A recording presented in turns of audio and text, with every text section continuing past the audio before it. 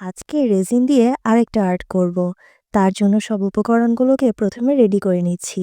এখানে কিছু কাশফুল আছে যেগুলোকে আমি ড্রাই ফ্লাওয়ারের মতো করে রেডি করে নিয়েছি। এতে এখন গোল্ডেন ডাস্ট এবং গ্লুয়ের সাহায্যে একটা আবরণ দিয়ে দিচ্ছি।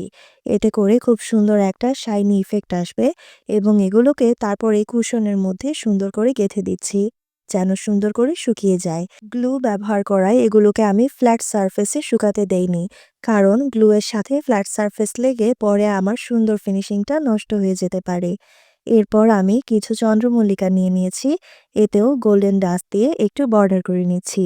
আর আমার সবচেয়ে সুন্দর এবং ইম্পর্টেন্ট ডেকোরেশন সেটা হচ্ছে আল্ট্রাসোনোগ্রাম, যেটাকে সুন্দর করে একটা গোল্ডেন রিম দিয়ে দিচ্ছি।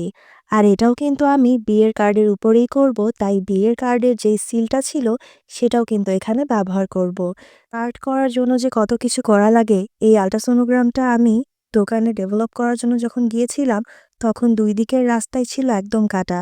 প্ল্যাটফর্ম হিল পড়ে আমি যে কোনো একটা গর্তে পড়ে যাইনি, সেটাই অনেক। এখন চলুন আবার ব্যাক করি আর্টে। এখানে আমি নিয়ে নিয়েছি 3:1 রেজিন, যেটা স্লো কিউরিং। স্লো কিউরিং বলতে এটা যখন ড্রাই হবে তার জন্য ২৪ ঘন্টা সময় লাগবে। এর ক্ষেত্রে আপনার ৩ ভাগ রেজিন এবং ১ ভাগ হার্ডেনার ব্যবহার করতে হবে। সুন্দর করে পরিষ্কার একটা স্পুন এবং পরিষ্কার একটি গ্লাসের মধ্যে আমি রেজিনটা নিয়ে নিচ্ছি। এরপর হার্ডেনারটাও নিয়ে নিব। ৬ চামচ রেজিনের জন্য আমি ২ চামচ হার্ডেনার ব্যবহার করেছি। এখন খুব ধীরে সুস্থে এটাকে মিক্স করে নিব ২ মিনিটের জন্য। ফাস্ট ফরওয়ার্ড করাতে মনে হচ্ছে আমি খুব দ্রুত মিশিয়েছি, তবে না, খুব স্লোলি মেশাতে হবে।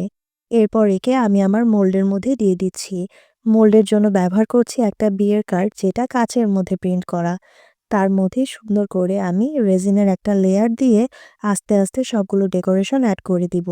তার আগে মেক শিওর করছি সবকিছু যেন বর্ডার বরাবর একদম ছড়িয়ে যায়, তাতে আমার ডেকোরেশনগুলো সুন্দরভাবে থাকবে। প্রথমেই দিয়ে দিচ্ছি আল্ট্রাসোনোগ্রাম, তারপর দিয়ে দিচ্ছি চন্দ্রমল্লিকা ড্রাইড ফ্লাওয়ারটা। আর এখন যেই সাদা ফুলগুলো ব্যবহার করছি, এগুলো আমি কিনে এনেছি রেজিনের দোকান থেকেই। রেজিনের বিভিন্ন শপ আছে যেখানে আপনি এরকম ড্রাইড ফ্লাওয়ার পেয়ে যাবেন। তবে দামটা আমার কাছে খুব বেশি মনে হয়েছে, তাই আমি রেকমেন্ড করব এরকম আর্টের জন্য পারলে নিজে থেকেই ড্রাইড ফ্লাওয়ার তৈরি করে নিন, না হলে আপনার খরচটা বেশি পড়ে যাবে। এরপর আমি যে গোল ডাস্ট দিয়ে চিপসিগুলো রেডি করেছিলাম সেগুলোকে একে একে ছিঁড়ে দিয়ে দিচ্ছি, কারণ আমি এখানে কোনো গোল্ডেন লিফ ব্যবহার করছি না। গোল্ডেন লিফও ভেঙে রেজিনে মিশিয়ে তারপর দেওয়া যায়, যাতে খুব সুন্দর একটা গ্লসি ভাইব আসে। এখন আমি গোল্ড ডাস্ট রেজিনে মিশিয়ে এটা উপর থেকে হালকা ড্রপ করে দিয়ে দিচ্ছি। এখন এটা এক লেয়ার শুকিয়ে যাওয়ার পর তাতে আমি কিছু বিড দিয়ে দিয়েছিলাম। এই বিডসগুলো কিন্তু ক্রিস্টাল ক্লিয়ার বিডস, দেখতে খুবই সুন্দর।